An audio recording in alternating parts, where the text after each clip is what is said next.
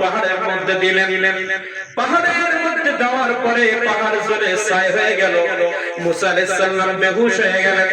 বললেন, আল্লাহ আমার আর দরকার নাই, দেখা করার দরকার নাই।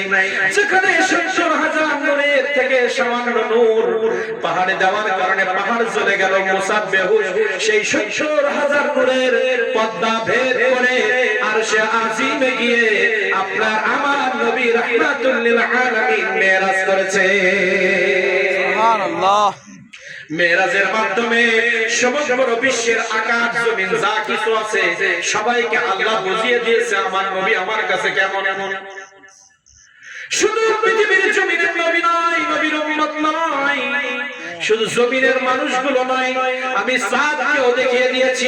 ও চাঁদ, তোমার স্থান আরশের প্রথম আসমানের নিচে। ও চন্দ্র, তোমার স্থান প্রথম আসমানের নিচে। ও তারকারাজি, তোমার স্থান আকাশের নিচে। তুমি একটা তারকা যদি পৃথিবীতে পড়ো, পৃথিবী মুহূর্তের মধ্যে ধ্বংস হয়ে যাবে। হে সূর্য, তোমাকে আমি এত বেশি পাওয়ার দিয়েছি, তুমি তোমার আসল রূপ যদি পৃথিবীবাসীকে দেখাও, গরমে মানুষ ছটফট করে মরে যাবে। তুমি যদি পৃথিবীর জমিনের একটু কাছাকাছি চলে যাও, মানুষগুলো পুড়ে ছাই হয়ে যাবে। তোমার এত পাওয়ার, এই পৃথিবীর থেকে লক্ষ লক্ষ গুণ বড় তোমার সাইজ। এই পৃথিবী তোমার কাছে একটা মাছির মতো। সমস্ত পৃথিবী যদি এক জায়গায় করে ফুটবলের মতো চাঁদের দিকে আমরা নিক্ষেপ করি, চাঁদ বলবে আমার গায়ে একটা মাছি এসেছে। এমন বড় চাঁদ, সেই চাঁদকে আল্লাহ তাআলা বলে সেই সূর্য, যে সূর্যের আলো আমরা পৃথিবী মানুষ ভোগ করি। সমগ্র পৃথিবী, America, Australia, Canada, Bangladesh, Bharat সব কিছু এক জায়গায় করে America, Bharat, Australia, Canada, Thailand সহ পৃথিবীতে যত রাষ্ট্র আছে সমগ্র রাষ্ট্রের মানুষগুলোকে এক জায়গায় করব। সমগ্র রাষ্ট্রের বাড়িগুলো এক জায়গায় করেন, সমগ্র রাষ্ট্রের সম্পদগুলো এক জায়গায় করেন, বিমানগুলো, পরমাণু অস্ত্র সব এক জায়গায় করে আপনি সূর্যের দিকে নিক্ষেপ করেন। সূর্য বলবে আমার গায়ে একটা মাছি আঘাত করেছে, কিছুই মনে হবে না। এত পাওয়ারফুল সূর্যকে আল্লাহ তাআলা বলছেন তোমার এত ক্ষমতা, এত পাওয়ার, কিন্তু দেখো তোমাকেও ভেদ করে আমার নবী কোথায় আসলো। চন্দ্রকে বলবে তুমি সমগ্র বিশ্বকে আলোকিত করো। একটা তারকারাজি পৃথিবীর জমিনে পড়লে পৃথিবীর জমিনে ভরে সারকার হয়ে যাবে। সেই তারকারাজি চন্দ্র, সূর্য সবাইকে নিচে রেখে প্রথম আসমানের নিচে এগুলো আছে। এই বাংলাদেশ, এই জমিন থেকে যদি আমরা প্রথম আসমানে রওনা দেই, বাংলাদেশ সহ বিশ্বের মধ্যে যত দ্রুতগামী বিমান তৈরি হয়েছে, রকেট তৈরি হয়েছে, এই রকেটের মধ্যে বসে আমরা যদি প্রথম আসমানে রওনা দেই, হাদিসে মুবারাকা বলছে 500 বছর ধরে তুমি যাইতে থাকবা, কিন্তু রাস্তা ফুরাইবে না। সেখান থেকে দ্বিতীয় আসমান 500 বছরের রাস্তা, তৃতীয় আসমান 500 বছরের রাস্তা, চতুর্থ আসমান 500 বছরের রাস্তা, পঞ্চম আসমান 500 বছরের রাস্তা, ষষ্ঠ আসমান 500 বছরের রাস্তা, সপ্তম আসমানের পরে আরশে আজিম আল্লাহর সাথে দিদার করেছেন। আর এখন যে চন্দ্র, সূর্য, তারকার কথা বললাম, এই চন্দ্র, সূর্য, তারকা প্রথম আসমানের নিচে আল্লাহ ফিট করেছেন। এই তারকা একটা পৃথিবীতে পড়লে পৃথিবী ধ্বংস হয়ে যাবে। তাহলে প্রথম আসমান, দ্বিতীয় আসমান, তৃতীয় আসমান, চতুর্থ আসমান, পঞ্চম, ষষ্ঠ, সপ্তম ভেদ করে আরশে আজিমে গিয়ে আমার নবীজিকে আল্লাহ ভ্রমণ করার উদ্দেশ্যে এটাই আল্লাহ চন্দ্রকে বুঝাইতে চাইলেন তোমার থেকে আমার নবী বড়। চন্দ্র, সূর্যকে বুঝাইতে চাইলেন তোমার থেকে আমার নবী বড়। চাঁদকে বুঝাইতে চাইলেন তোমার থেকে আমার নবী বড়। আকাশকে বুঝাইতে চাইলেন তুমি যতই বৃষ্টি দাও আর যতই শীত দাও, তোমার থেকে আমার নবীর পাওয়ার বড়। প্রথম আসমানের ভিতরে যা কিছু আছে সবাইকে বুঝাইতে চাইলেন তোমাদের থেকে আমার নবীর পাওয়ার বড়। দ্বিতীয় আসমানে যারা আছে তাদেরকে বুঝাইতে চাইলেন তোমাদের থেকে আমার নবী বড়। প্রত্যেক আসমান ওয়ালাদেরকে আল্লাহ তাআলা বুঝাইতে চাইলেন, সমগ্র ফেরেশতাদেরকে আল্লাহ বুঝাইতে চাইলেন। প্রত্যেক স্তরে ফেরেশতা রয়েছে, সমগ্র ফেরেশতাদেরকে আল্লাহ বুঝাইতে চাইলেন তোমাদের থেকে আমার নবীর পাওয়ার বড়। আকাশের সব কিছুকে আল্লাহ বুঝাই দিলেন, জান্নাতকে বুঝাই দিলেন তুমি তো জান্নাত, মানুষগুলোকে আরাম দিবে, জান্নাতের থেকে আমার নবীর পাওয়ার বড়। আল্লাহ রাব্বুল আলামিন শুধু সপ্তম আসমানের মধ্যে যা কিছু আছে তাদেরকে নয়, 1,24,000 মতান্তরে 2,24,000 নবীর মধ্যে আমার নবীর পরে এই পৃথিবীর জমিনে আদম তো ঈসা যত নবী পৃথিবীর জমিনে আসছে সবার মধ্যে মুসা সাল্লামকে আল্লাহ বেশি পাওয়ার দিয়েছিলেন, মুসা আলাইহিস সালামকে মুজিজা দিয়েছিলেন। সেই মুসা আলাইহিস সালামকে আল্লাহ তাআলা দেখলেন আমার নবীজি মসজিদ হারাম থেকে মসজিদ আকসা, এই লাইলাতুল মিরাজ, এই রাতের মধ্যে আমার নবীজি মসজিদ হারাম থেকে মসজিদ আকসায় যখন রওনা দিয়েছে, কোন নবীর কবরের উপর দিয়ে আমার নবীর যাত্রা হয় নাই। আমার নবীকে আল্লাহ তাআলা মুসা আলাইহিস সালামের কবরের উপর দিয়ে যাত্রা করেছেন, কারণ কোন নবী আল্লাহর সাথে দেখা করতে চায় নাই। কোন নবীর পাওয়ার এত বেশি ছিল না। লাঠি জমিনে দিলে সাগরের রাস্তা হয়, লাঠি জমিনে দিলে হাজার হাজার জাদুকরের জাদু খেয়ে ফেলে। এ কেমন মুজিজা একটা লাঠির মধ্যে। সেই নবীকে আল্লাহ তাআলা দেখালেন, হে মুসা, তুমি আমার সাথে দেখা করতে চেয়েছিলে, তুমি একটু রজবের 26 তারিখ ওই রাতের মধ্যে একটু তাকিয়ে দেখো, তোমার মাজারের উপর দিয়ে আমার নবী যাইতেছে। আমার নবীজি মেরাজ থেকে আসার পরে আবু বকরকে বলতেছে, আমি যখন মসজিদ হারাম থেকে মসজিদ আকসায় রওনা দিয়েছি, যাওয়ার মধ্যে আমি মুসা আলাইহিস সালামের কবরের উপর দিয়ে যখন যাচ্ছি, আমি রাসূল দেখেছি মুসা আলাইহিস সালাম কবরের মধ্যে দাঁড়িয়ে দাঁড়িয়ে নামাজ আদায় করতেছে। কিছু কথা শোনাই নেই, অল্প সময় অনেক কথা। একটু আমাদের কনসেপ্ট, আমার নবী কি জিনিস, আমার নবীর জন্য কি করণীয়, এই মিলাদুন নবী কেন করে, আমার নবীর জন্য মানুষ কেন জীবন দেওয়ার জন্য প্রস্তুত, সেই নবীকে আগে শিখতে হবে। তাহলে আমাদের ইবাদত বন্দেগী আল্লাহ কবুল করবেন। আমি যতই ইবাদত করি, নবী মাইনাস করলে আল্লাহ সেখানে নাই। আল্লাহ বলছে নবী যেখানে আমি সেখানে, আতিউল্লাহ ওয়া রাসূল, আমার আনুগত্য করতে হলে আমার নবীর কদমে যাও।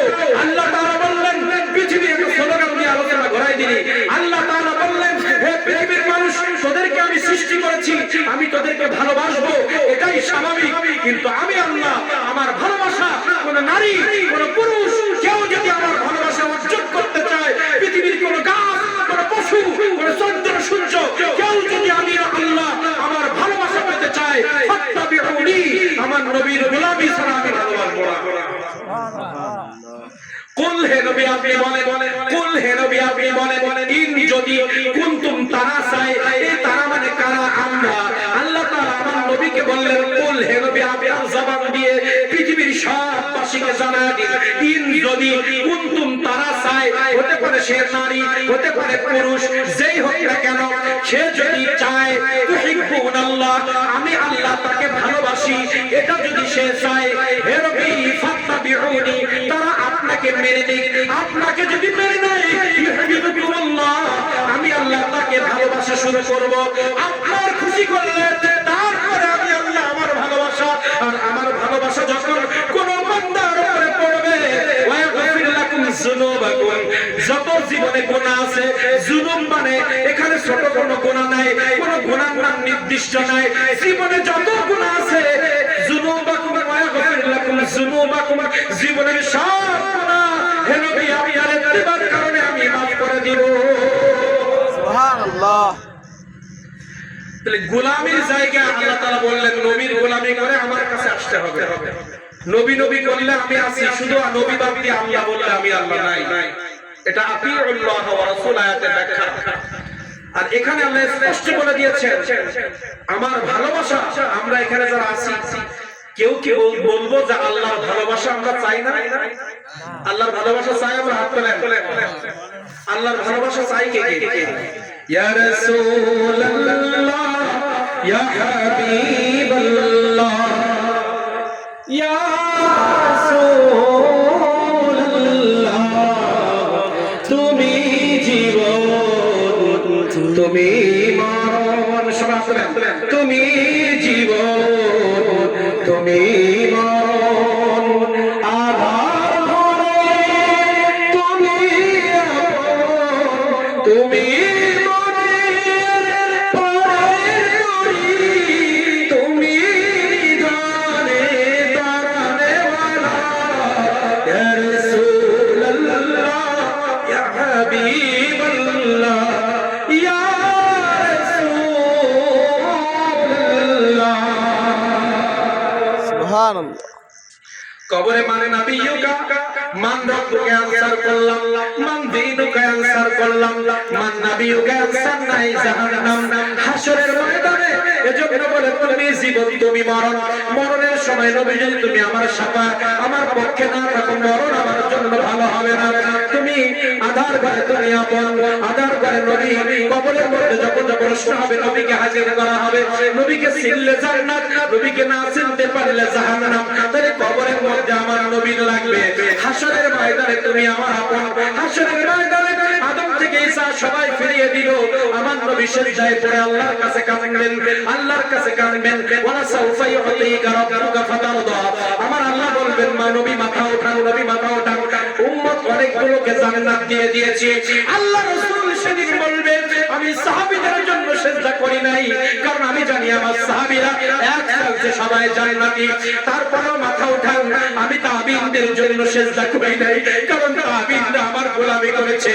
তবে তাবিঈনদের জন্য আমি সিজদা করি নাই, আল্লাহর ওলিদের জন্য আমি সিজদা করি নাই।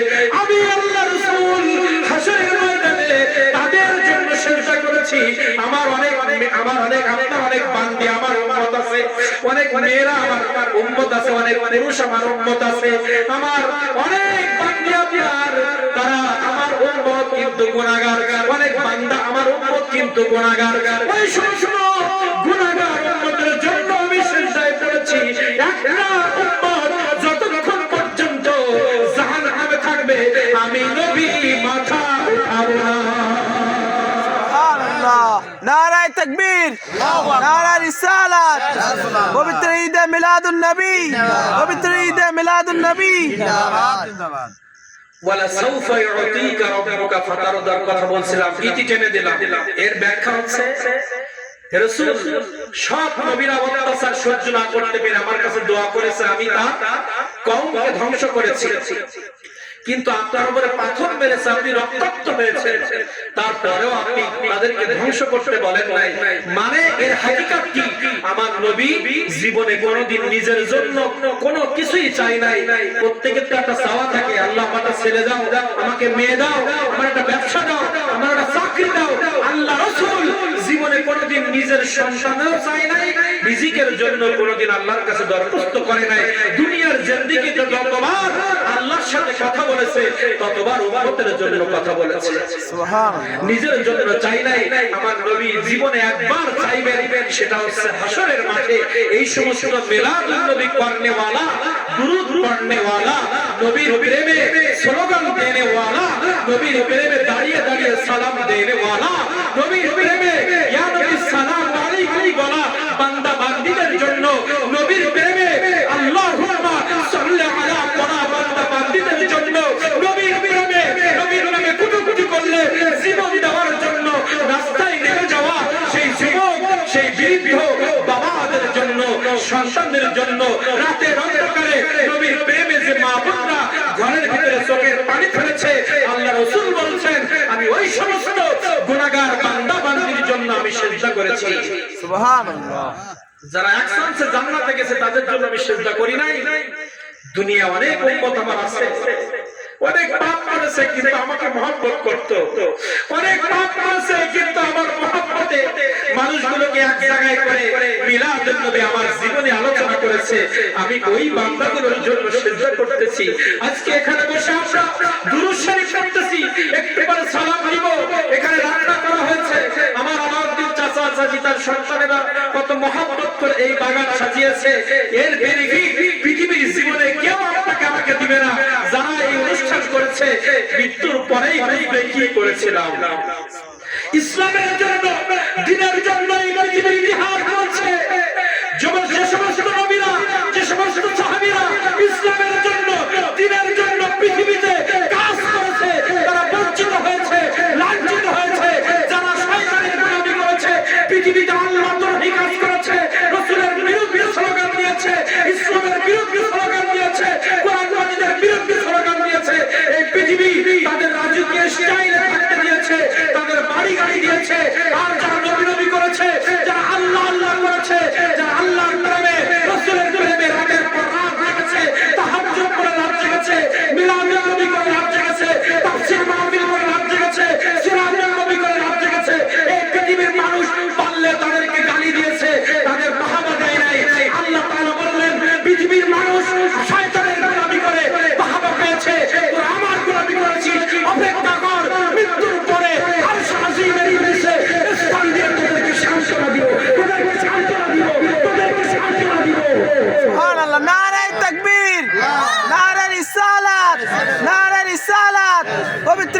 মিলাদুন নবী, পবিত্র ঈদে মিলাদুন নবী।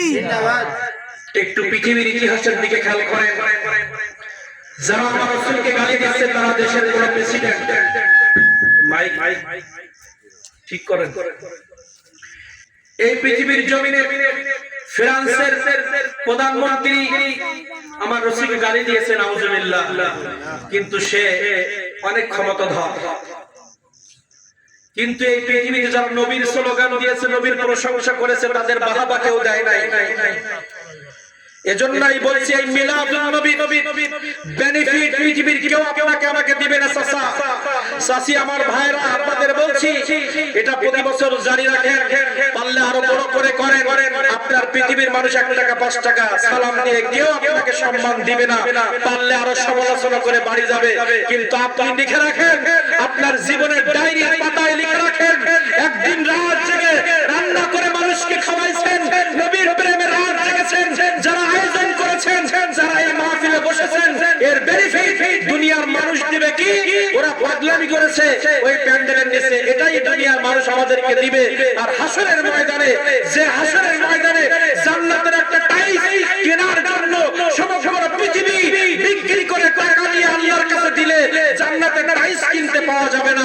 পৃথিবীর সম্পদের মোহে পড়ে যারা মুসলমানদেরকে অত্যাচার করছে, পৃথিবীর সম্পদ দিয়ে যারা ফিলিস্তিনকে অত্যাচার করেছে, মুসলমানদের বাংলাদেশের মুসলমানদেরকে যারা অত্যাচার করেছে, পৃথিবীর অবিরাম খরচ করে এই অর্থ নিয়ে তারা আল্লাহর কাছে যাবে, তারা পরমাণু নিয়ে, অস্ত্র নিয়ে, তাদের পাওয়ার নিয়ে আল্লাহর কাছে গিয়ে জাহান্নামে যাবে। আর আমাদের টাকা নাই, পয়সা নাই, আমাদের পৃথিবীর কোনো মানুষ চিনে না, কিন্তু আমরা মিলাদুন নবী করেছি, আমরা নবীকে সম্মান দিয়েছি, নবীকে ইজ্জত দিয়েছি। এই ইজ্জত আমার ডায়েরিতে লিখে রাখেন, কারণ আপনার আমার এই মিলাদুন নবীর মাহফিল কিরামান কাতিবিন ডায়েরিতে নোট করেছে। এই ডায়েরি হাসরের ময়দানে যখন শো করবে, আল্লাহর সামনে বলবে, আমেরিকার প্রেসিডেন্ট তোর অনেক অর্থ ছিল, বাংলাদেশের প্রেসিডেন্ট তোর অনেক অর্থ ছিল, পৃথিবীতে তোকে মানুষ স্যালুট দিত, তুমি হেলিকপ্টারে চলতে, এসি গাড়িতে চলতে, এসি বাড়িতে ছিলে, কিন্তু আমাকে ভুলে গিয়েছিলে। তুমি জাহান্নামে যাও, কিন্তু দৌলতপুরের ওই আলাউদ্দিনের বাড়ির জমিনে মিলাদুন নবী করেনওয়ালারা সার্টিফিকেট নিয়ে জান্নাতে যাও।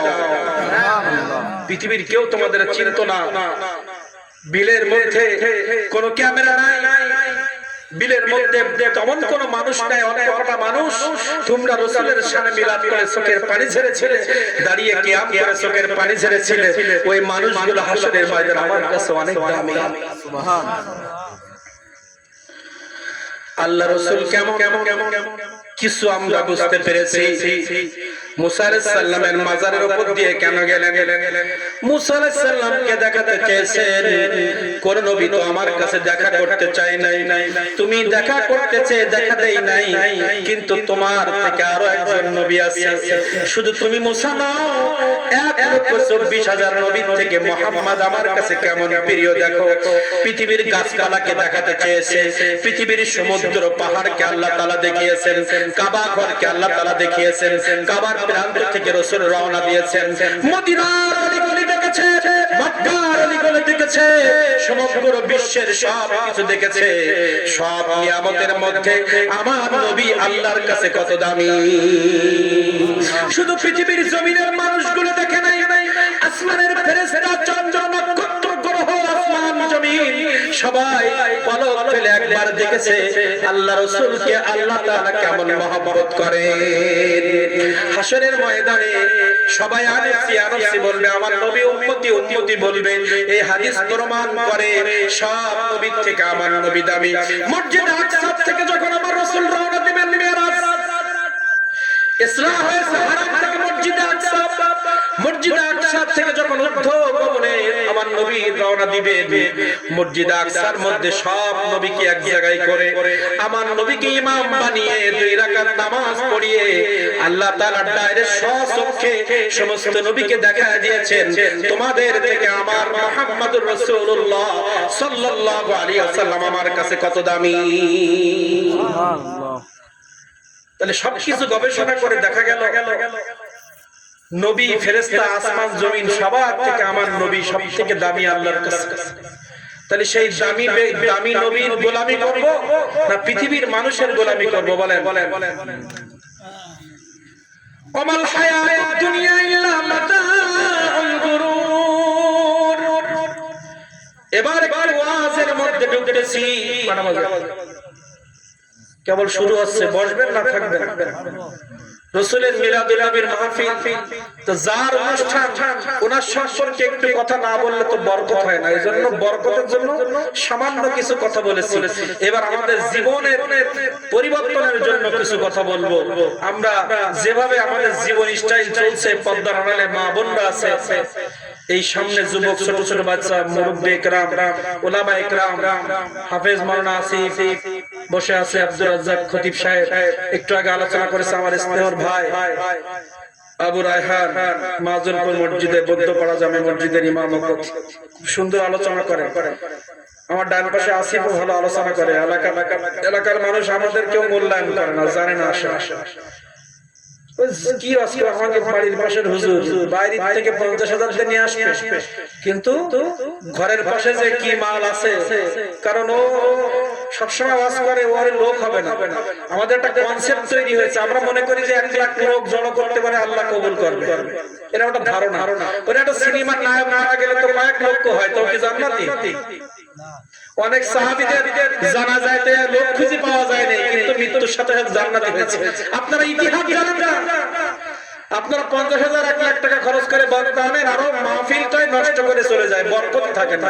এমন কিছু কথা বলে যে কথার কারণে শ্রোতাও বেজার, বরকত চলে যায়। বরকতের ওয়াজ শোনার এখন আমাদের সেই মন মানসিকতা নেই। এখন আমাদের কনসেপ্ট হয়েছে এমন অনেক লোক হবে, বাইরের ভক্ত আসলে মাইকিং হবে, ওই নেশায় মানুষ আসবে। আমার দরকার মানুষ, আমার কবুল করার দরকার নেই।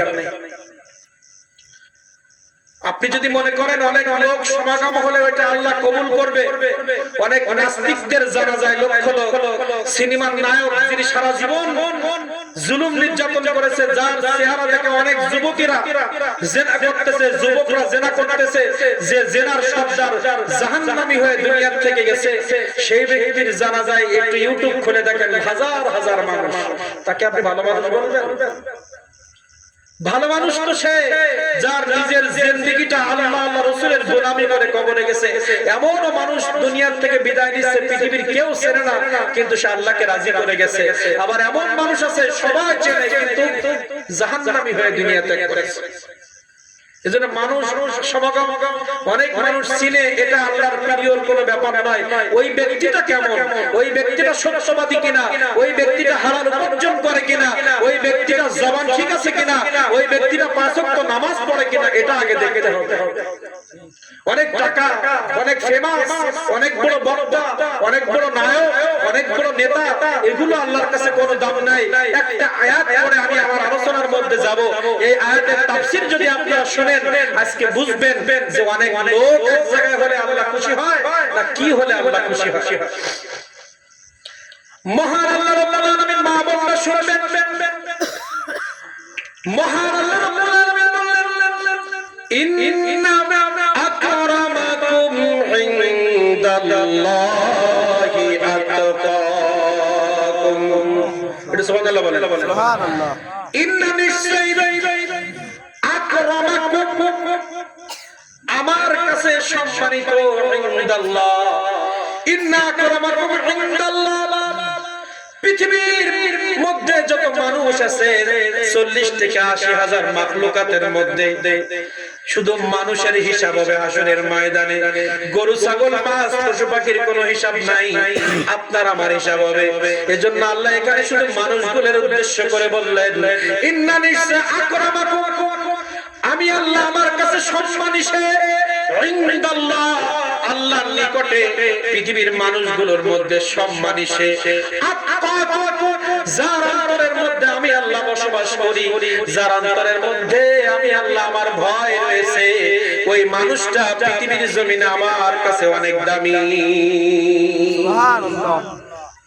খুব খেয়াল করে শুনবেন, অনেক মা বোনরা আছে অনেক দামি দামি বোরকা পরে, খাস পর্দা করে, গোপনে গুনাহ করে।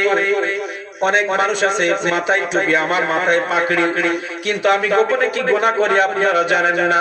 এখানে অনেক মানুষ আছে বাহ্যিকভাবে আমরা দেখি মানুষটা খারাপ, কিন্তু দেখেন তাহাজ্জুদের নামাজে চোখের পানি ছেড়ে আল্লাহকে খুশি করেছে। বাহ্যিক লেবাস বক্তব্য দিয়ে মানুষ যাচাই হয় না। আল্লাহ তাআলা বললেন, যার কলবের মধ্যে আমি আল্লাহ থাকব, যে কলবটা 24 ঘন্টা আল্লাহ আল্লাহ জিকির করে, আল্লাহ আল্লাহ জিকির করে, যে কলবের মধ্যে আমি আল্লাহ আমার ভয় লালন করেছে, ওই মানুষটা আমার আল্লাহ আমার কাছে অনেক দামি। আল্লাহর ভয় কেমন? লা তুদরিকুহুল আবসার ওয়া হুয়া ইদরিকুল আবসার। সাহাবায়ে কেরামরা প্রশ্ন করলেন, আল্লাহর ভয় কেমনে বুঝবো? আমরা আল্লাহর ভয় অন্তরে কেমন ভাবে লালন করব? আমার নবীজি বললেন, লা তুদরিকুহুল আবসার ওয়া হুয়া ইদরিকুল আবসার।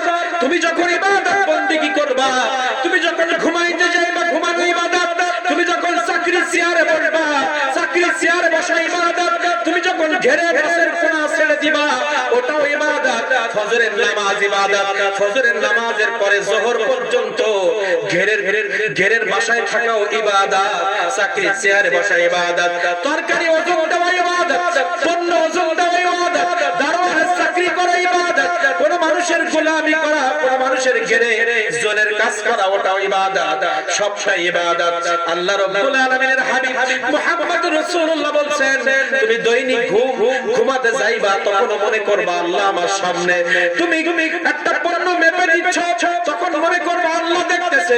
তুমি যখন পণ্যটা নিবা তখন মনে হবে ক্রেতা বিক্রেতা উভয় মনে করবে আল্লাহ দেখতেছে, এখানে দুই নম্বরই করা যাবে না। তুমি প্রত্যেকটা কাজের সময় মনে করবা আল্লাহ তোমার কাজটা দেখতেছে।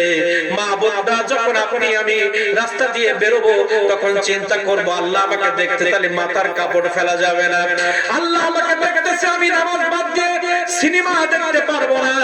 আল্লাহ আমাকে দেখতেছেন, এটা যদি আমরা অন্তরে লালন করতে পারি প্রত্যেকটা কাজ সাফসাকা ফাঁকা হয়ে যাবে। আল্লাহর রাসূল বললেন, তুমি প্রত্যেকটি কাজ যখন করবা মনে করবা আল্লাহ তোমাকে দেখতেছে, আল্লাহ তোমাকে দেখতেছে, তুমি আল্লাহকে দেখতেছো। সাহাবায়ে কেরাম বললেন, হে রাসূল আমরা যখন ইবাদত করি আল্লাহকে দেখতে তো পাই না, আল্লাহকে তো দেখতে পাই না। আমার নবী বললেন, ওয়া হুয়া ইদরিকুল আবসার, তুমি মনে করবা আল্লাহ তোমাকে দেখতেছে। সুবহানাল্লাহ। এটা যদি মনে করতে পারো জীবনে একটা মিথ্যা তোমার দ্বারা সম্ভব নয়, কোন অন্যায় কাজ তোমার দ্বারা সম্ভব নয়। এই আল্লাহকে দেখে দেখে আল্লাহ দেখতেছে, ওই কনসেপ্টটা যদি আমার অন্তরে একবার লালন করতে পারি প্রত্যেকটা কাজ সাকসাকা ফাঁকা হয়ে যাবে। কোন স্ত্রী স্বামীর অবহেলা করতে পারবে না, শ্বশুর শাশুড়ি অবহেলা করতে পারবে না, কোন স্বামী তার স্ত্রীকে অবহেলা করতে পারবে না, কোন বাবা মা তার সন্তানকে অবহেলা করতে পারবে না, কোন সন্তান তার বাবা মাকে অবহেলা করতে পারবে না, কোন কর্মচারী তার কাজে ফাঁকি দিতে পারবে না, কোন ব্যবসায়ী তেলে ফলে ভেজাল দিতে পারবে না, কোন ব্যবসায়ী ওজনে কম দিতে পারবে না, কোন বক্তা মানুষকে খুশি করার জন্য ওয়াজ করতে পারবে না, কোন খতিব মেম্বারে কমিটিকে খুশি করার জন্য বক্তব্য দিবে না। এই কনসেপ্ট যদি আমরা আনতে পারি, আমার ব্যবসায় লাভ হোক আর না হোক আমি অন্যায় ভাবে ব্যবসা করব না, আমার চাকরি থাক আর না থাক আমি অন্যায় কথা বলবো না, আমার ইমামতি থাক আর না থাক আমি কোন রকম কমিটিকে খুশি করা বক্তব্য দেব না, আমার দল যাক আর না যাক, আমার দল যদি খারাপ হয় দলের বিপক্ষে আমি কথা বলবোই বলবো, দলের কারণে অনিত হয়ে দলের ভুল করে না ধরায় আমি দলের পক্ষে কথা বলবো না। এই কনসেপ্টটা যদি আমরা নিতে পারি তাহলে আমার দ্বারা খারাপ কাজ করা সম্ভব নয়। আল্লাহ তাআলা বললেন, ইন্না আকরামাকুম ইনদাল্লাহি আতকাকুম, পৃথিবীর জমিনের মানুষগুলো যারা আমি আল্লাহ আমাকে 24 ঘন্টা ভয় করে ওই মানুষগুলো আমার কাছে সম্মানী। এখন ভয় কাদের মধ্যে? যারা মানুষ ধরে ধরে মারে তাদের মধ্যে আল্লাহর ভয় আছে। এবার সমগ্র বিশ্ব একটু গবেষণা করেন, কারা আল্লাহর কাছে দামি আমি বুঝে যাব। এই বিশ্বের সবথেকে দামি সেটা হতে পারে ইসরায়েলের প্রেসিডেন্ট যে ও শয়তানি থেকে বুদ্ধি বেশি, এজন্য আমেরিকা তাকে টাকা দিয়ে অর্থ দিয়ে ফিলিস্তিনকে মারতেছে। আমেরিকা বসে বসে টাকা দিতেছে, অস্ত্র দিচ্ছে, আর ওরা মারতেছে। কারণ শয়তান, সবগুলোই শয়তান, কিন্তু প্রকাশ্যে মারার ব্যাপারে অস্ত্র বেশি বুদ্ধি রাখে ইসরায়েলের ওই প্রেসিডেন্ট শয়তান। তাহলে ইসরায়েলের যে প্রেসিডেন্ট এখন মুসলমানদের মারতেছে, সারা বিশ্ব মনে করতেছে ও খুব শক্তিশালী, তাই না? গেল পুতিন তো রাশিয়া। খেয়াল করেন, ও নাম নেওয়ার দরকার নেই। আমরা একটু পৃথিবীটা নিয়ে গবেষণা করি, কালা আল্লাহর প্রিয় আমরাই বের করে ফেলবো। তা আমরা কাফেরদের থেকে আগে আসি, আমরা মুসলমানের মধ্যে আসবো। এই পৃথিবীর ইহুদিদের মধ্যে সবথেকে শক্তিশালী আমেরিকা, ইসরায়েল, ইহুদিদের মধ্যে অনেক টাকা আছে, অর্থ আছে, তারা চাইলে বাংলাদেশকে মুহূর্তের মধ্যে বোমা মেরে ধ্বংস করে দিতে পারে, এমন অস্ত্র তাদের কাছে আছে। কিন্তু তারা তো কাফের, আল্লাহর কাছে মোটে দাম আছে তাদের। কারণ ঈমান না হলে তো কোনো লাভ নাই। কোন হিন্দু বাপেরা যদি সারাদিন লাখ লাখ টাকা গরিব মানুষকে দেয়, একটা নেকিও হবে না, ঈমান আনতে হবে তারপর। তাহলে যারা পৃথিবীতে কাফের আছে, এদের যত অস্ত্র থাকুক, টাকা থাকুক, পাওয়ার থাকুক, গাড়ি থাকুক, বাড়ি থাকুক, আল্লাহর কাছে এদের চার কোনো দাম নাই। তাহলে কাফের, ইহুদি, খ্রিস্টান, বৌদ্ধ, হিন্দু ওদের বাদ দেন, ওদের তো আল্লাহ চেনে না। ওদের একটাই পরিচয়, আল্লাহর কাছে ওরা না পাক, ওরা জাহান্নামী। ওদের কথা বলা দরকার নাই। আসেন মুসলিম, সমগ্র বিশ্বে এখন মনে হয় মুসলিম সংখ্যা 100 কোটি না, ধরেন 100 কোটি। এই 100 কোটি মুসলিম সমগ্র বিশ্বে 100 কোটি আল্লাহকে মানে এমন ব্যক্তিদের আপনি চোখ বন্ধ করে এই বিলের মধ্যে বসায় আল্লাহর কাছে প্রশ্ন করেন, এদের মধ্যে আপনি কাকে ভালোবাসেন, কাকে আপনি সম্মান দিয়েছেন? অঙ্ক করি আমরা। কাফের বেঈমান ওদের সাইড করেন, ওদের পরে আল্লাহ খুশি না। যে আমেরিকা ফিলিস্তিন মানলো, এই 1 বছর ধরে যত বাড়ি, যত অস্ত্র, যত মানুষকে তারা মেরেছে, যত তারা ক্ষতি করেছে, 1 ঘন্টায় আমেরিকা সব থেকে দামি এলাকা আগুনে পুড়িয়ে আল্লাহ প্রমাণ করে দিয়েছে মুসলমানদের পক্ষে আমি আছি। মুসলমানদের পক্ষে আমি আছি। মুসলমানদের মারার জন্য crore crore dollar, million million dollar খরচ করতে হয়। আর তোদেরকে সাইজ করতে আমার কোনো ডলার লাগে না। সামান্য আদা দিরহাম করোনা দিয়ে পৃথিবী ঠান্ডা করেছে আমি। মুসলমান ইবাদত করে কাফের ফিনিশ করেছে।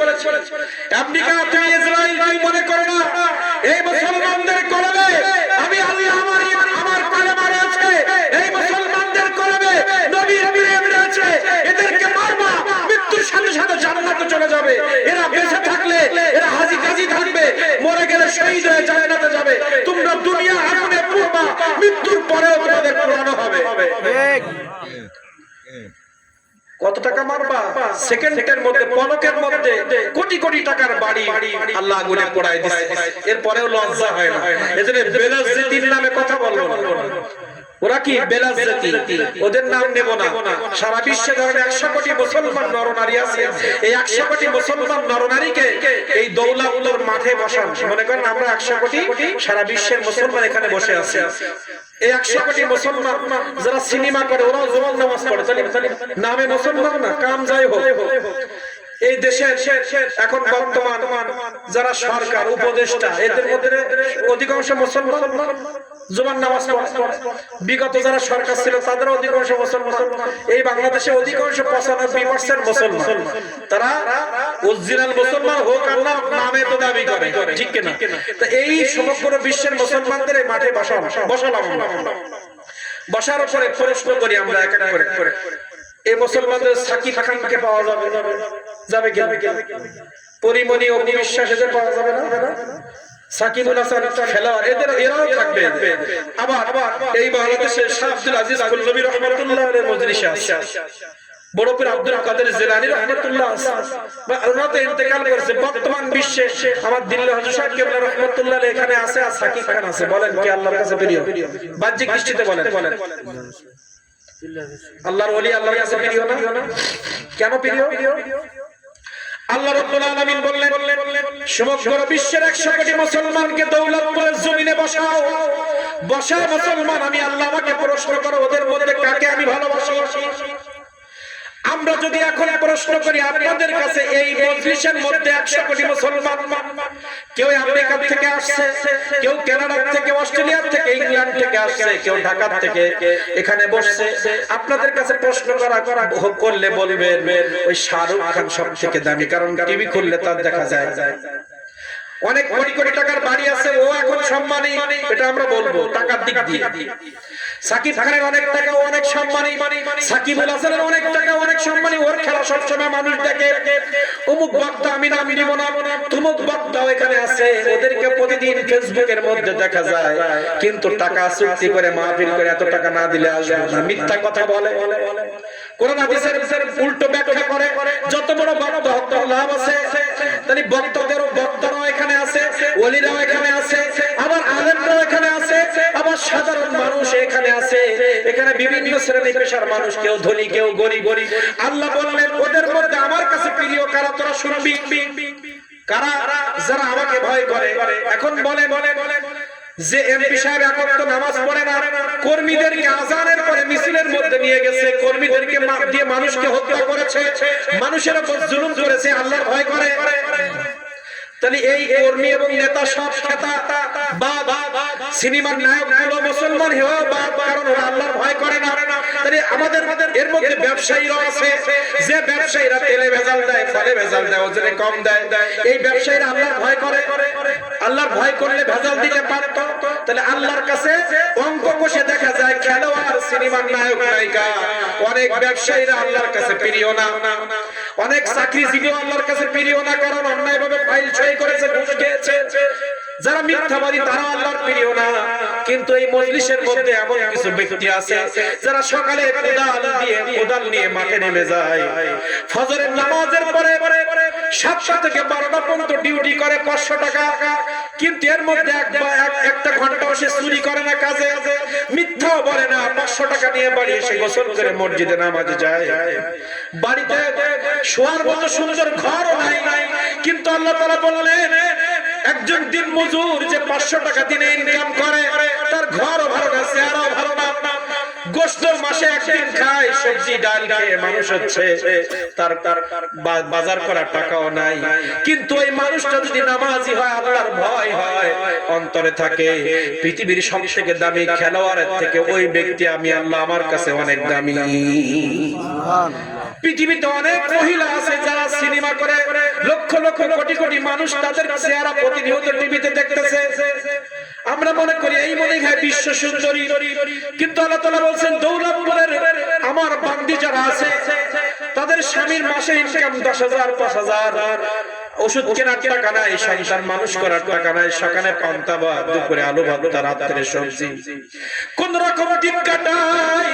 আমার এই বান্দিরা যদি, যাদের বিবাহ হয় নাই, এই সমস্ত আমার বান্দি যুবতী মেয়েরা, এরা যদি বিয়ের আগে পর্যন্ত যখন পর্দা ফরজ হবে পর্দা করবে, নামাজ পড়বে, মা বাপের গোলামি করে, এমন কোন মেয়ে যদি দৌলতপুর জমিনে থাকে, আল্লাহ বলেন ওই মেয়েটা আমার কাছে অনেক দামি।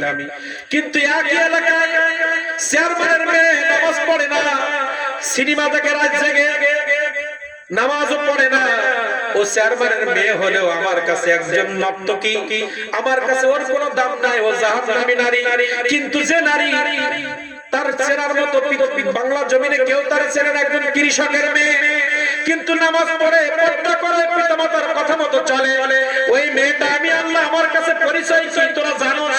আমার কাছে পরিচয় ও আয়েশা সিদ্দিকার সাথে জান্নাতি হবে। সুবহানাল্লাহ। আর যে চেয়ারম্যানের মেয়ে নামাজ নাই, রোজা নাই, পর্দা নাই, বিবাহ হয় নাই, কিন্তু চোখের হেফাজত করে ছেলেদের সাথে কথা বলে, চোখের হেফাজত নাই, লজ্জা স্থানের হেফাজত নাই, ওই মেয়ের পরিচয় যদি দৌলতপুরের মানুষ আমার কাছে জানতে চাস, আমি কোরআনে বলে দিয়েছি ওর পরিচয় হচ্ছে আবু জেহেলের বোর যেমন আমার কাছে দাম, ওরও একই দাম। আবু জেহেলের বোর দাম কেমন আল্লাহর কাছে? আবু লাহাবের স্ত্রীর দাম কেমন? সেরা সেরা। তাহলে টাকা দিয়ে আল্লাহর কাছে সম্মান পাওয়া যাবে না। আল্লাহর কাছে আমরা যদি সম্মানী হতে চাই, মেয়েদের পর্দা লাগবে। একটা মেয়ে যখন 11 বছর বয়স থেকে বিয়ের আগ পর্যন্ত তার একরকম পর্দা, আর বিয়ের থেকে মৃত্যুর আগ পর্যন্ত আরেক রকম পর্দা। বিয়ের আগে পর্দা কি? 11 বছর পর থেকে ওকে বোরকা পড়তে হবে, চোখের হেফাজত করতে হবে, সমস্ত শরীরের সৌন্দর্যকে ঢেকে রাখতে হবে, এবং মা বাবা যা বলবে তাই শুনতে হবে। 3টা কাজ। যুবতী বোনেরা যারা আছো তোমাদেরকে বলছি, তুমি যদি 3টা কাজ করে বিয়ের আগে মারা যাও, সাথে সাথে জান্নাতি হয়ে যাবে। কি কাজ? তোমার যখন সৌন্দর্য ফুটে উঠবে, 11, 12, 13 বছর বয়সে উপনীত হবা, বোরকা ছাড়া বাইরে বের হবে না। মুখটা বের করতে পারো কিন্তু জামানা খারাপ ঢাকো। তুমি মাথার চুল ঢাকো, তোমার শরীরের সৌন্দর্যগুলো ঢেকে তুমি আল্লাহর জিকির করে বেরিয়ে যাও। স্কুল করে আবার বাড়ি আসো, কোথাও আড্ডা দিও না, মা বাবার খেদমত করো, মায়ের রান্নার কাজের সহযোগিতা করো। আল্লাহর কোরআন বলছে, কুল্লিল মুমিনাতি ইয়াগযুদনা মিন আবসারিহিন্না ওয়া ইয়াহফাযনা ফুরুজাহুন্না। বিবাহিত মেয়ে সে যদি তার চোখ এবং তার লজ্জা স্থানকে হেফাজত করে, বাবা মার খেদমত করতে পারে, ওই অবস্থায় যদি মারা যায় তো এক চান্সে জান্নাতে চলে যাবে। ওই মেয়েটা ধনী ঘরে হলে আল্লাহর কাছে দামি, গরিব ঘরের মেয়ে হলে আল্লাহর কাছে দামি। এবার আসেন বিবাহিত মাই, আমাদের স্ত্রী যারা আছে, বিবাহের পর থেকে ইন্তেকালের আগ পর্যন্ত 4টা কাজ যদি কোনো মায়েরা করতে পারে, মৃত্যুর সাথে সাথে জান্নাত। 1 নাম্বার হচ্ছে 5 ওয়াক্ত নামাজ পড়বে। 2 নাম্বার হচ্ছে 1 নাম্বার 5 ওয়াক্ত নামাজ। 2 নাম্বার রমজানের রোজা। 3 নাম্বার সমস্ত শরীরকে ঢেকে রাখবে, কোন সৌন্দর্য যেন বাইরের পুরুষ না দেখতে পায়। 4 নাম্বার স্বামীর গোলামি করা। কার গোলামি? স্বামী কষ্ট পায় এমন কোনো কাজ করা যাবে না। স্বামী অন্যায় করলে সুযোগ থেকে সেটা সহ্য করতে হবে। এইভাবে যদি আমরা সংসার করে মরে যেতে পারি, আল্লাহর কোরআন রাসূলের হাদিস সাক্ষ্য, ওই মহিলাটা মৃত্যুর সাথে সাথে জান্নাতি। কাজ করতে হবে।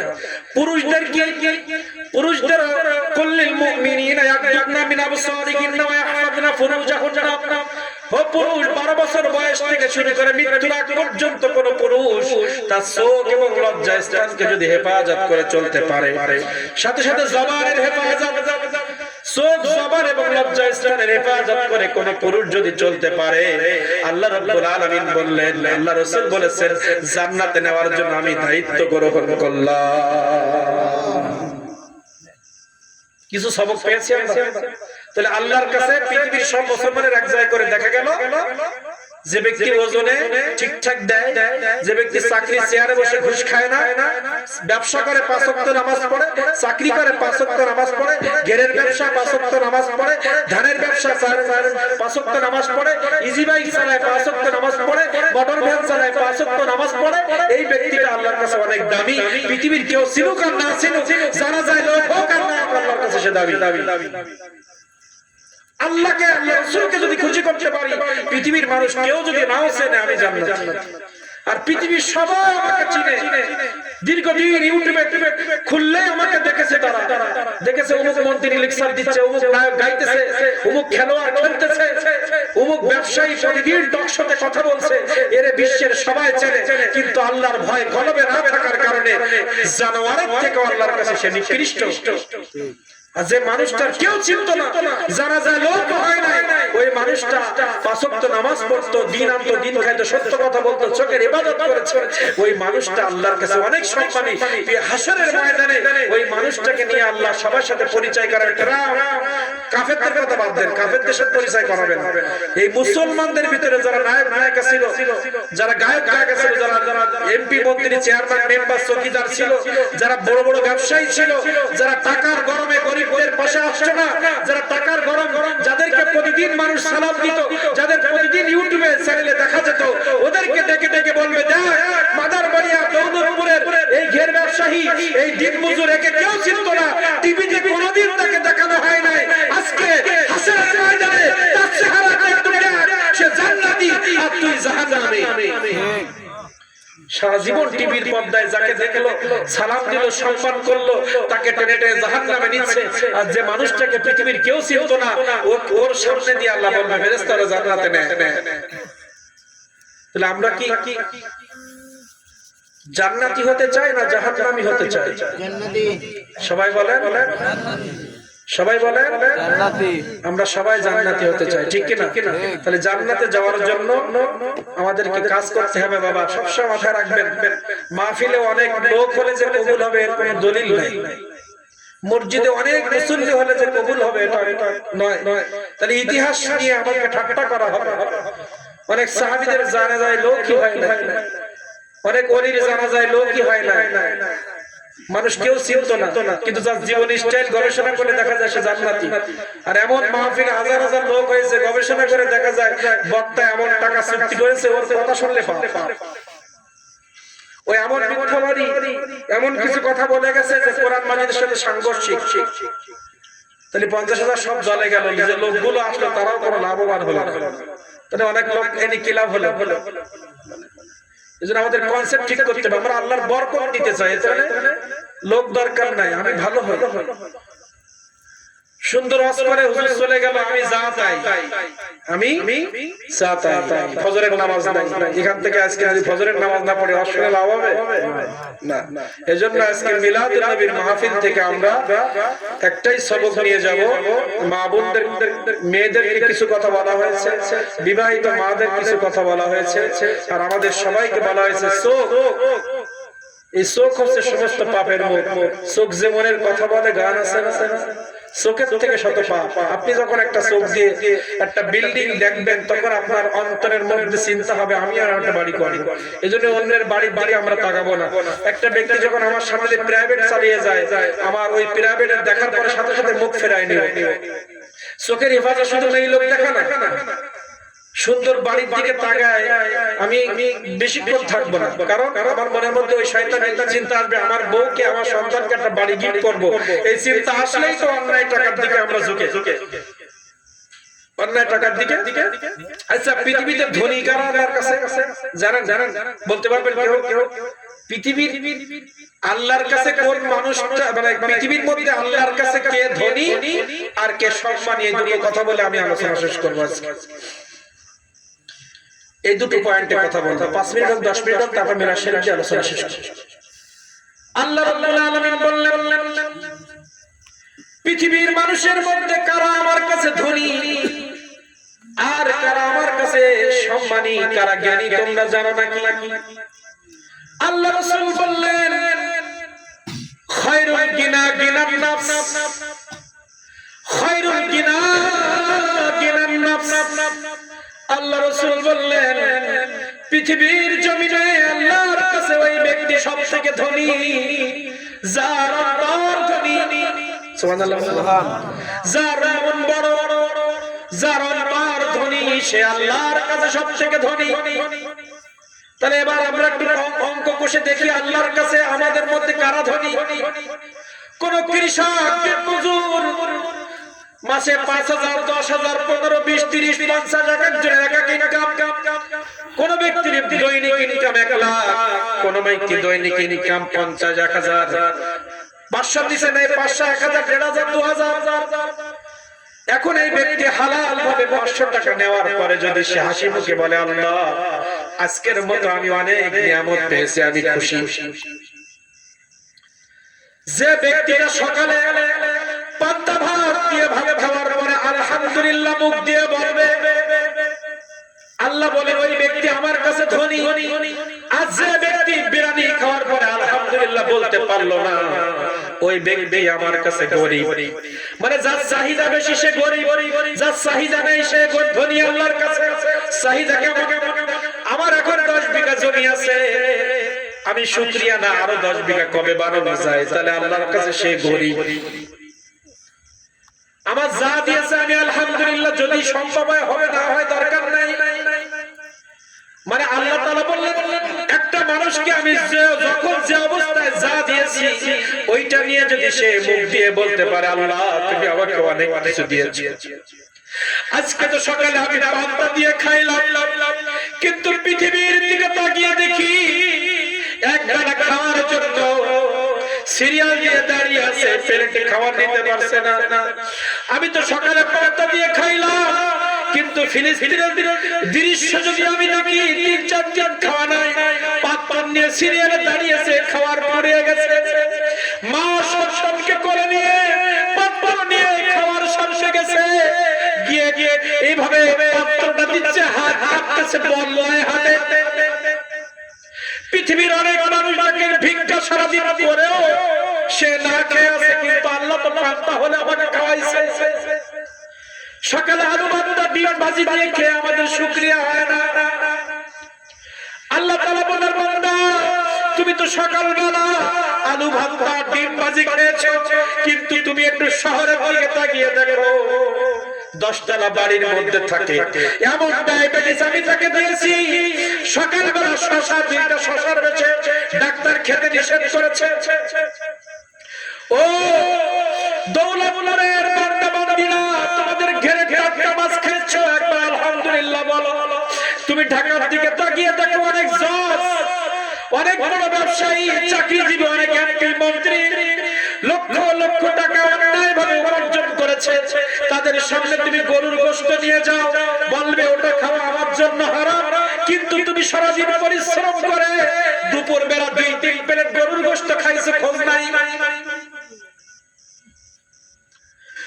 অনেক ব্যক্তি আছে শুধুমাত্র দুপুর বেলা 3 কাপ চামচ ভাত, 3 কাপ, 4 কাপ, 3 কাপের বেশি ভাত খাইলে মারা যাবে। কত দরিদ্র! আমি শহরে ইমামতি করেছি, আমি জানি। আমাদের অনেক অনেক পরিচিত লোক আছে, নাম বললে আপনারা তাদের প্রতি ঘৃণা তৈরি হয়। নাম বলবো না, এমন অনেক কোটি কোটি টাকা আছে, এমন অনেক ব্যক্তি মাস গেলে 80,000 টাকা বেতন, সকালে 2টো শশা নিয়ে অফিসে ঢোকে।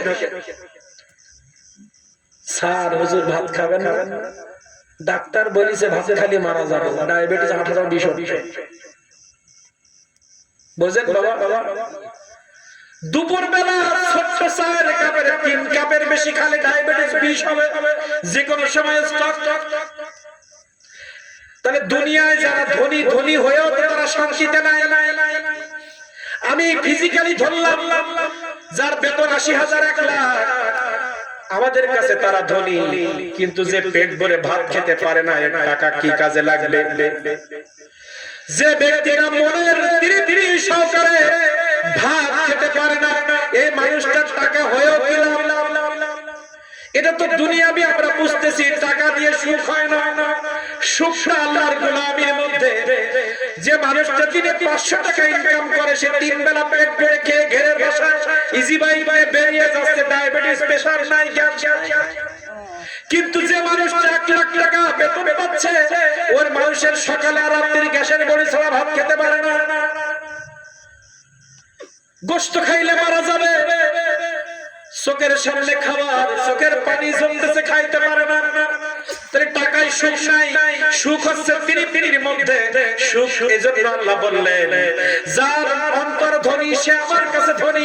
তার মানে যে যে অবস্থা আছে, যদি বলে আল্লাহ তুমি আমাকে অনেক সুখে রেখেছো, কারণ আমি তো সকালে ভাত খেতে পারছি। অনেকে তো সকালে খেতেও পারে না, অনেকে অভাবের জন্য খেতে পারে না, অনেকে রোগের কারণে খেতে পারে না।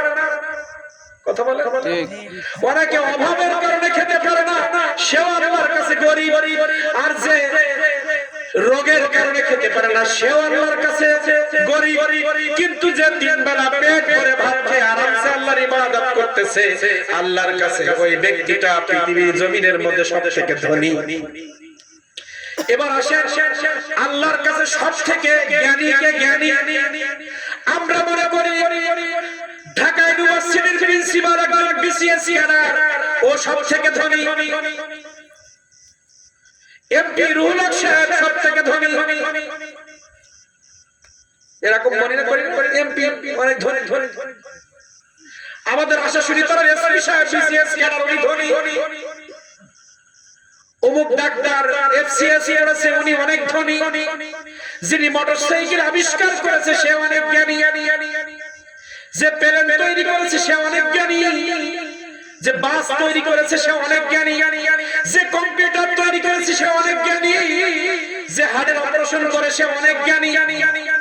যে মাদ্রাসার প্রিন্সিপাল, সে অনেক জ্ঞানী। যে ইউনিভার্সিটির প্রিন্সিপাল, সে অনেক জ্ঞানী।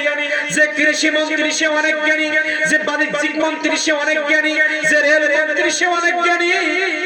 যে বিদ্যুৎ মন্ত্রী সে অনেক জ্ঞানী, যে শিক্ষা মন্ত্রী সে অনেক জ্ঞানী, যে অর্থমন্ত্রী সে অনেক জ্ঞানী, যে ক্রীড়া মন্ত্রী সে অনেক দামি, যে প্রধানমন্ত্রী সে অনেক দামি, অনেক সম্মানী, অনেক জ্ঞান তার আছে। আল্লাহ তাআলা বললেন আমার কাছে জ্ঞানী তারা, আমাকে মানে যারা,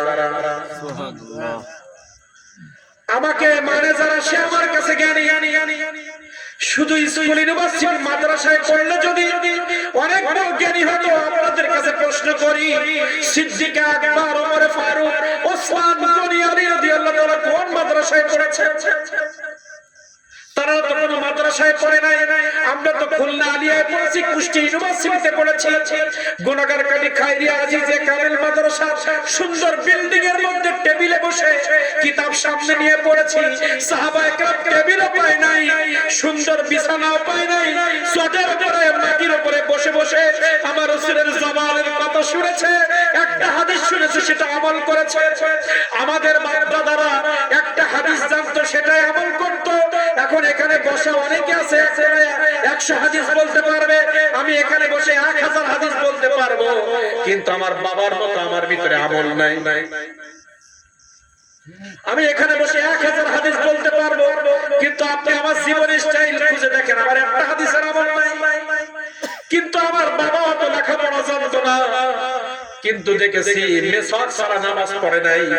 মেসওয়াক করা রাসূলের সুন্নাত, আমরা ওয়াজ করতে করতে ফেরা উঠায় ফেলে, কিন্তু আমরা হুজুররাও ওযু করার সময় মেসওয়াক করি না, কিন্তু আমার বাবা মেসওয়াক ছাড়া নামাজে যায় না।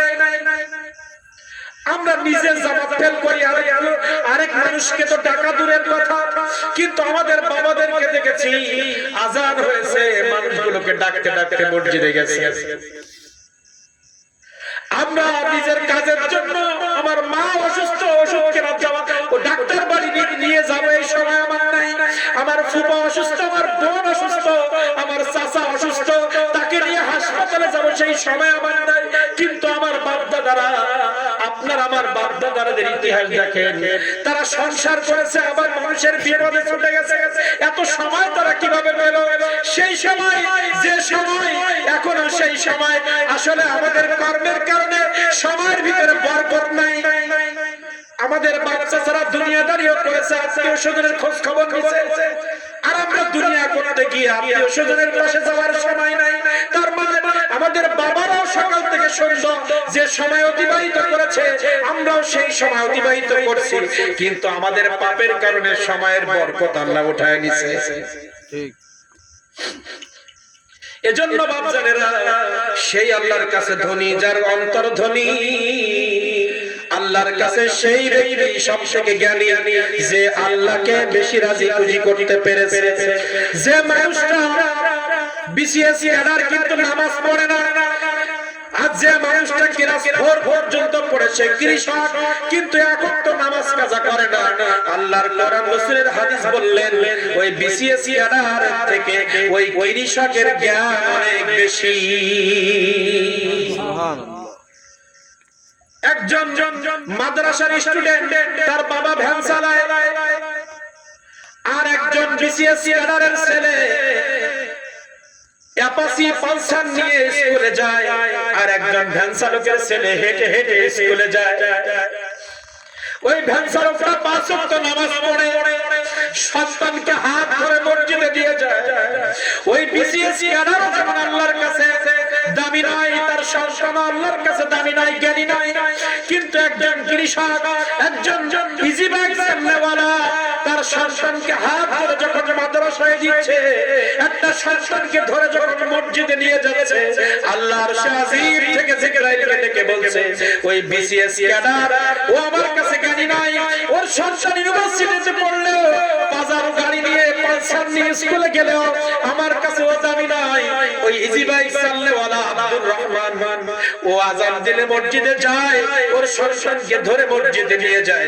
ওই ব্যাপারটা ওই এলাকার মধ্যে আমি আল্লাহ আমার কাছে সবথেকে জ্ঞানী। সুবহানাল্লাহ। এজন্য আল্লাহর ইবাদতের মধ্যে জ্ঞান রয়েছে, আল্লাহর হুকুম পালন করলে আমি জ্ঞানী। অনেক লেখাপড়া জানি, অনেক ডিগ্রি আছে, কিন্তু মিথ্যা বলি, চরিত্র ভালো না, তাহলে আল্লাহর কাছে আমি কোনো জ্ঞানী নই? সাহাবীরা জ্ঞানের প্রথম স্তরে তাদের মাদ্রাসায় পড়লো না, শুধুমাত্র রাসূলের ইত্তেবা, রাসূলের গোলামি, সত্য কথা বলার কারণে পৃথিবীর ইতিহাসে শ্রেষ্ঠ জ্ঞানী হয়ে তারা মাজারে ঘুমিয়ে আছে। আর আমরা ডাক্তার, ইঞ্জিনিয়ার, বড় বড় বিসিএস ক্যাডার হয়ে আমরা উলাইকা কাল আনআম, চতুষ্পদ জন্তুর মতো হয়ে দুনিয়া থেকে কবরে যাচ্ছি।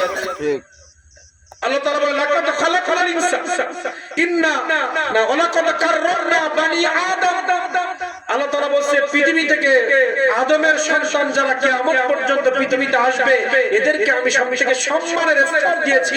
কেমন সম্মান? একজন আদম সন্তান, সে আব্দুর রহমান আব্দুল্লাহ, সে গবেষণা করে প্লেন তৈরি করে ফেলতেছে, সে গবেষণা করে বাঘকে তার গোলাম বানাচ্ছে, সাপকে তার গোলাম বানাচ্ছে, হাতিকে তার গোলাম বানাচ্ছে, যে হাতির সুর দিয়ে 10 জন ব্যক্তিকে অনায়াসে মেরে ফেলতে পারে, পা চাপা দিয়ে 10 জন ব্যক্তিকে যে হাতি মেরে ফেলতে পারে। মানুষের এমন সম্মান দিয়েছি, এমন জ্ঞান দিয়েছি, হাতির পিঠে মানুষ চড়তেছে, এমন জ্ঞান দিয়েছি। সাপগুলোকে তার গোলামি বানিয়ে দিয়েছি, সাগরের তিমি মাছ মানুষের গোলামি করতেছে, বাঘগুলো মানুষের গোলামি করতেছে, যে 100 বলে মানুষের জীবন নিতে পারে। কত জ্ঞান আমি মানুষকে দিয়েছি। মানুষ ঢাকায় বসে সমগ্র বাংলাদেশ সিসি ক্যামেরার মধ্যে দেখতে পারবে এমন জ্ঞান তাকে দিয়েছি। কিন্তু এই জ্ঞানের যখন অপব্যবহার করে, আমার গোলামি থেকে যখন বেরিয়ে যায়, নামাজ নাই, রোজা নাই, আল্লাহর গোলামি নাই, সে যত বড় বৈজ্ঞানিক হোক না কেন, উলাইকা কাল আনআম বাল হুম আদাল, আমার কাছে 4 পায়ের জন্তুর থেকে আরো খারাপ সে। 4 পায়ের জন্তু, এবার আপনারা দেখেন 4 পায়ের জানোয়ার যা আছে দুনিয়া, তাদের থেকে আল্লাহর কাছে নিকৃষ্ট। যদি তার ভিতরে নামাজ রোজা না থাকে, তার ভিতরে যদি সত্য কথা না থাকে, তার ভিতরে যদি পর্দা না থাকে, তার ভিতরে যদি দ্বীনদারিত্ব না থাকে, আল্লাহর কাছে সে 4 পায়ের জানোয়ারের থেকে খারাপ। আর যে ব্যক্তিটার সম্মান নাই, কিছুই নাই, কিন্তু আল্লাহর গোলামি আছে, আল্লাহ বলছে আমার কাছে সে অনেক দামি। আল্লাহ তাআলা আমাদেরকে